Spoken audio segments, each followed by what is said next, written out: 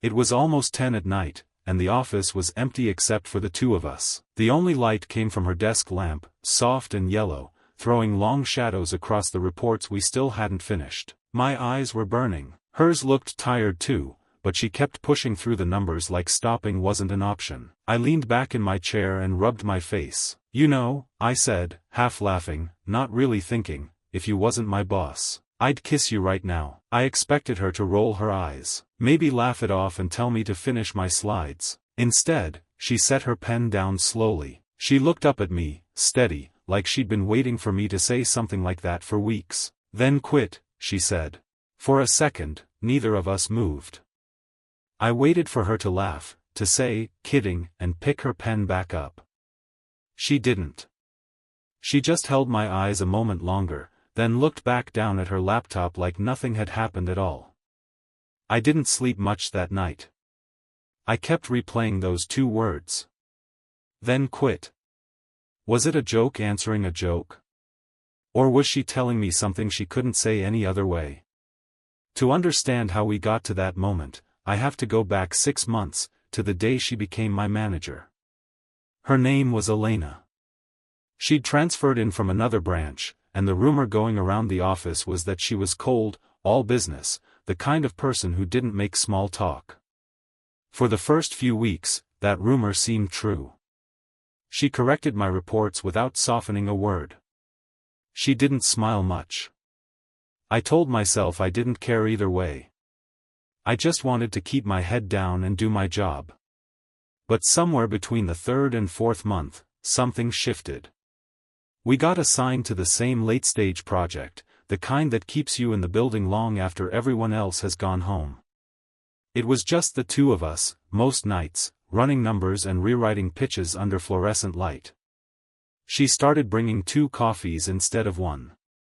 She started remembering things, that I took mine black, that I hated Mondays, that my mother called every Sunday and I always stepped out to take it. I started noticing things too. The way she chewed the end of her pen when she was concentrating. The way her voice softened, just slightly, when it was only the two of us in the room. One night she laughed at something I said, really laughed, and I realized I'd never heard that sound before. I wanted to hear it again. We never talked about it directly. There was an unspoken line between us, and we both knew exactly where it was. She was my boss. I reported to her. One wrong move and I could lose more than just a job, I could lose the only hours of the week that felt like they meant something. So I kept it light. I made jokes instead of confessions. Every time the air between us got too heavy, too honest, I'd say something funny to break it before it broke me. That night, with the joke about kissing her, I thought I was doing the same thing I always did. Until she didn't let me get away with it. After that night, something between us changed, even if neither of us said it out loud. The jokes didn't stop. If anything, they got bolder. But now there was a second layer underneath them, something we both seemed to be testing without admitting it. In meetings, she'd catch my eye across the table when someone said something ridiculous, and I'd have to look down at my notes to keep a straight face. Once, in front of the whole team, I mispronounced a client's name so badly that everyone laughed, and she said, completely deadpan, "I'm starting to think you do that on purpose for attention." I said, "Is it working?" She didn't answer. She just shook her head, but I caught the corner of her mouth lifting before she turned back to her screen. The text started small. A question about a deadline that didn't need to be asked at 9 at night. A reply that came a little too fast, a little too warm for something so ordinary. One evening she texted, "Still at your desk?" I told her yes. She sent back, "Of course you are. Who's going to remind you to eat if I don't?" I stared at that message longer than I want to admit.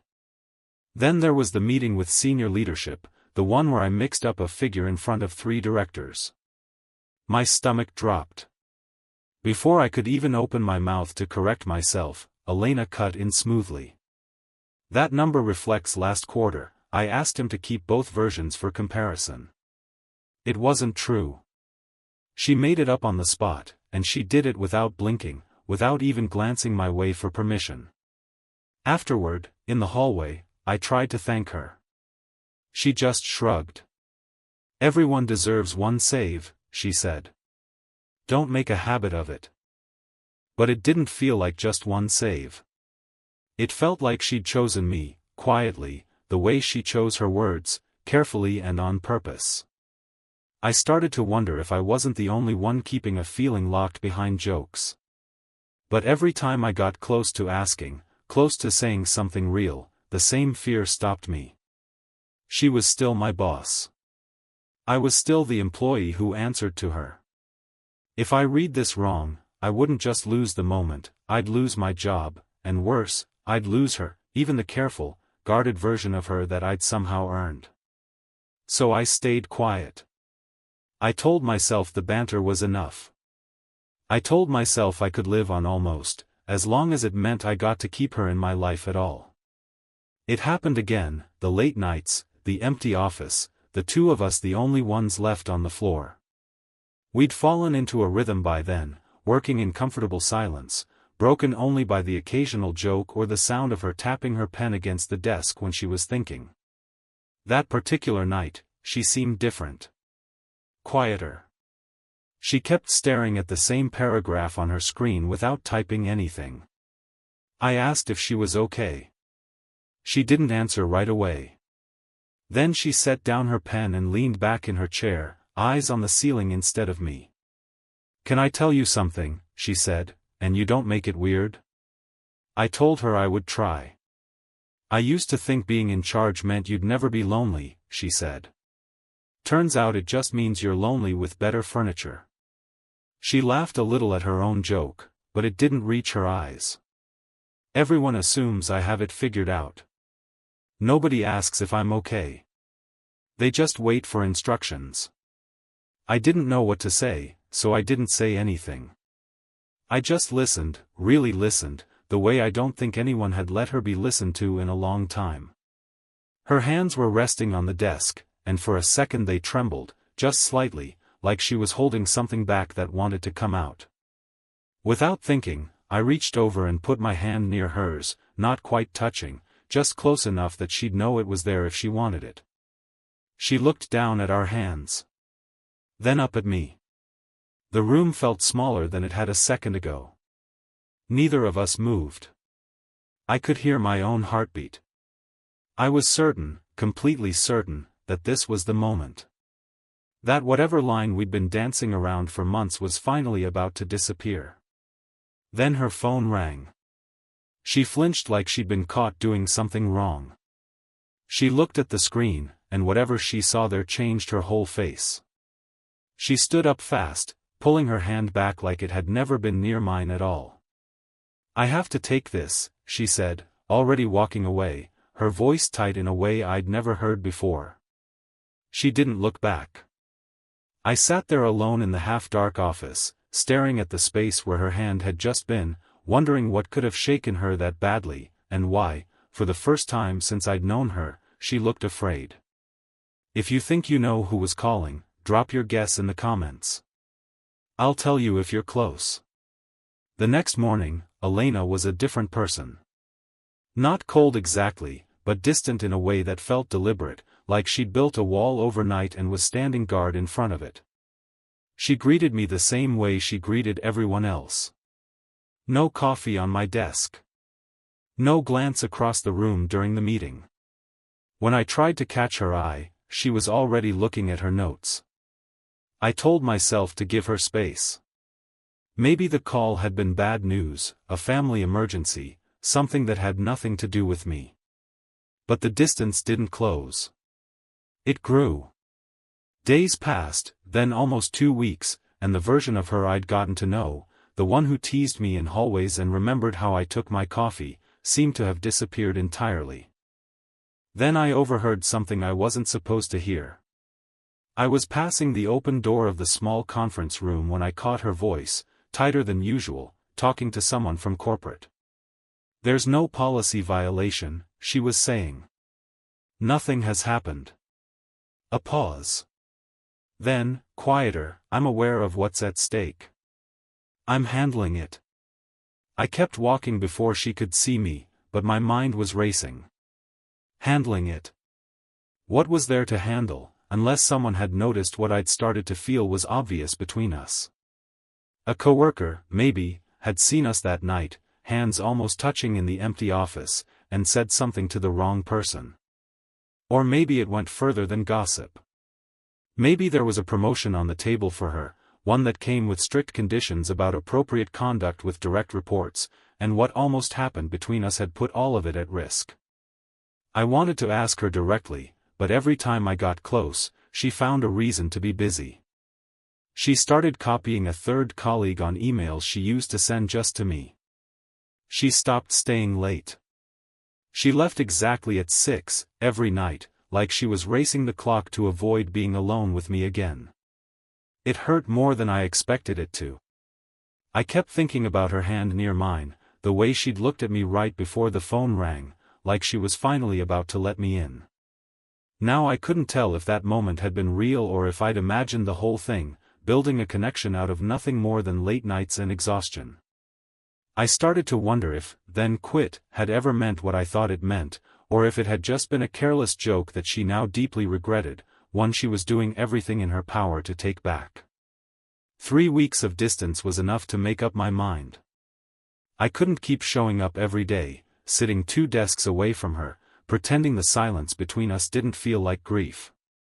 If "then quit" had been a real answer that night, then maybe it was time I gave her one too, not as a joke this time, but as a choice. I wrote my resignation letter at home, at my kitchen table, at 2 in the morning. I kept it simple. No mention of her, no mention of that night. Just dates and gratitude and a clean exit.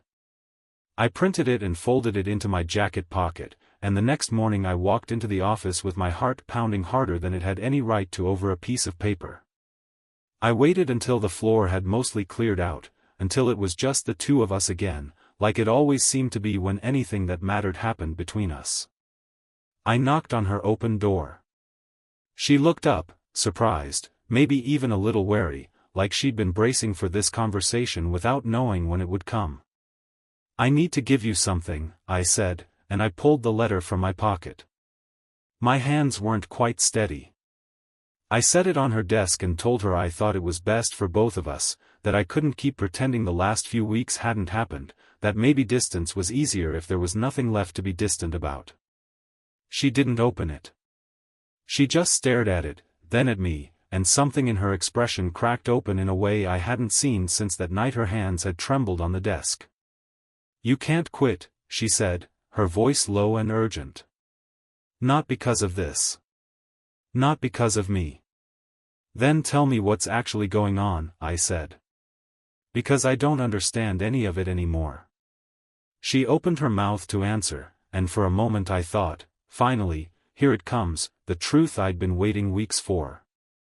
But before a single word left her lips, her assistant appeared at the door, breathless, saying corporate had just sent over the final promotion paperwork and they needed her in the boardroom immediately, no delays. Elena looked at me, torn in a way I'd never seen on her before, and I realized whatever she'd been about to say would have to wait just a little longer. "What do you think she was protecting him from? Tell me your theory in the comments, and stay for part 2 of this moment." She came back almost an hour later. I was still sitting in the small chair across from her desk, the resignation letter untouched where I'd left it. Her makeup was slightly smudged at the corner of one eye, like she'd wiped away something she didn't want anyone to see. "I turned it down," she said, before I could even ask. "The promotion. I didn't understand." She sat down slowly, like the weight of the last few weeks was finally settling into her shoulders. "It came with conditions," she said. "A clean record. No entanglements with direct reports, written right into the terms. They'd heard rumors, someone saw us that night, hands almost touching, and corporate doesn't take chances with optics during a promotion review." She looked at me, her eyes glassy but steady. "I could have denied it. I could have kept my distance from you long enough to make it disappear, and the job would have been mine. Then why didn't you? I asked, even though some part of me already knew. Because every time I tried to pull away from you to protect it, I felt like I was losing the only thing in this building that ever felt real, she said. Her hands weren't trembling now. They were still, resting open on the desk between us, like an invitation. That night, when I said, "Then quit," I wasn't testing you. I was terrified, because I meant it, and I didn't know what to do with meaning something that much.